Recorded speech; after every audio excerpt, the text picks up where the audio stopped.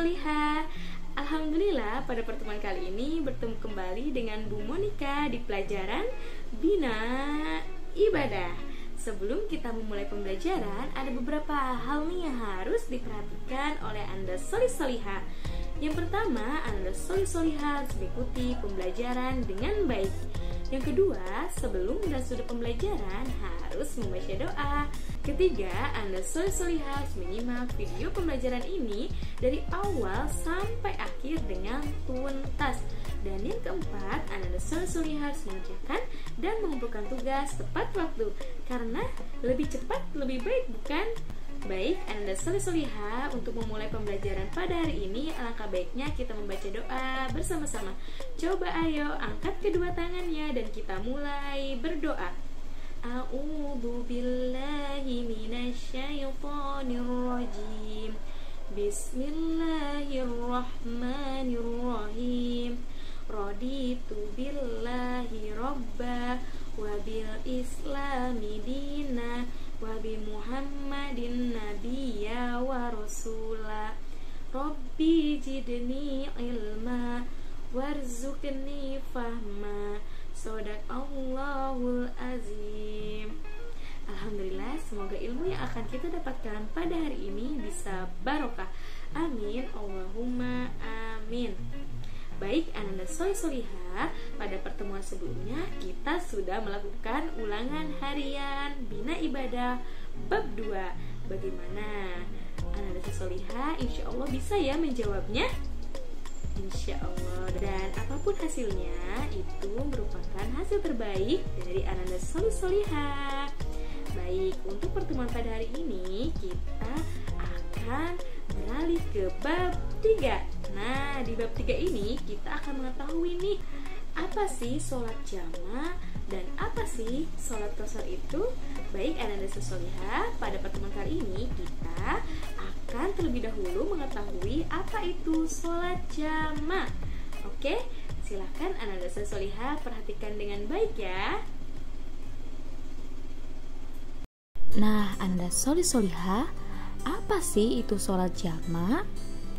Sholat jama' adalah sholat yang dikumpulkan, yaitu 2 sholat fardu dikerjakan dalam satu waktu. Nah, lalu sholat apa saja Bu yang boleh dijamak? Anda Solih-Solihah, sholat yang boleh dijamak yaitu sholat zuhur dengan asar dan maghrib dengan isya. Sholat subuh tidak boleh dijamak ya. Kemudian, sholat jamak itu memiliki ketentuan-ketentuan Anda Solih-Solihah sebagai berikut. Yang pertama, sedang berpergian. Nah, menjamak sholat ketika berpergian adalah boleh menurut jumhur ulama. Hal ini berdasarkan hadis berikut. An Anas bin Malik qala kana Rasulullah sallallahu alaihi wasallam idza irtahala qabla an tazigo syamsu akhara zuhra ila waqtil asri thumma nazala fajama'a bainahuma. Dari Anas bin Malik, dia berkata, adalah Rasulullah SAW jika dia mengadakan perjalanan sebelum matahari tergelincir atau meninggi, maka dia akan akhirkan sholat zuhur pada waktu asar, lalu dia turun dan menjamak keduanya. Hadis riwayat Bukhari nomor 1111 dan Muslim nomor 804. Ketentuan yang kedua adalah dalam keadaan hujan lebat. Jadi, semisal Anda Solih-Solihah sedang melaksanakan sholat maghrib berjamaah di masjid, lalu turunlah hujan, nah Anda Solih-Solihah boleh melakukan sholat jamaah yaitu sholat maghrib dengan sholat isya, karena dimungkinkan setelah Anda pulang sulit kembali lagi ke masjid. Seperti yang dikatakan oleh Syekh Syahid Sabiq rahimahullah, bahwasannya Al-Asra meriwayatkan dalam sunnahnya dari Abu Salamah bin Abdurrahman bahwa dia berkata, termasuk sunnah jika turun hujan menjamak antara maghrib dan isya. Bukhari telah meriwayatkan bahwa Nabi Shallallahu Alaihi Wasallam menjamak antara maghrib dan isya pada malam hujan.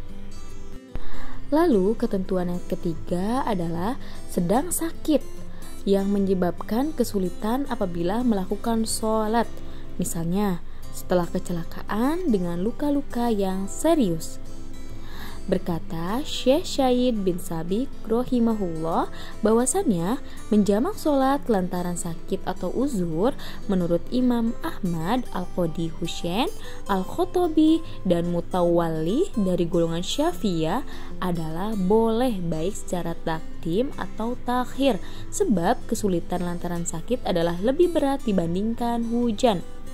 Berkata Imam An-Nawawi, dan alasan hal itu kuat. Kemudian ketentuan yang keempat adalah dalam kesibukan yang sangat mendesak sehingga tidak dapat melakukan sholat pada waktunya. Misalnya seorang dokter akan melakukan operasi pasiennya. Nah, Ananda Solihah, itu tadi merupakan ketentuan-ketentuan sholat jamak. Kemudian selanjutnya adalah macam-macam sholat jamak. Ananda Solihah, untuk menjamak sholat itu ada dua macam cara, yaitu yang pertama jamak takdim.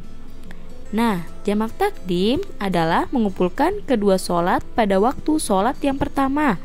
Misalnya, sholat asar dikumpulkan atau dilakukan pada waktu sholat zuhur, atau sholat isya dikumpulkan pada waktu sholat maghrib.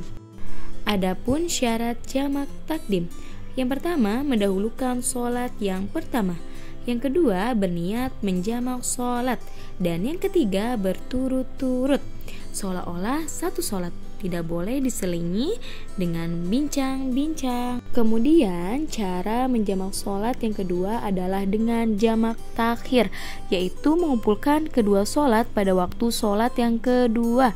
Misalnya sholat zuhur dikumpulkan atau dilakukan pada waktu sholat asar, atau sholat maghrib dikumpulkan atau dilaksanakan pada waktu sholat isya.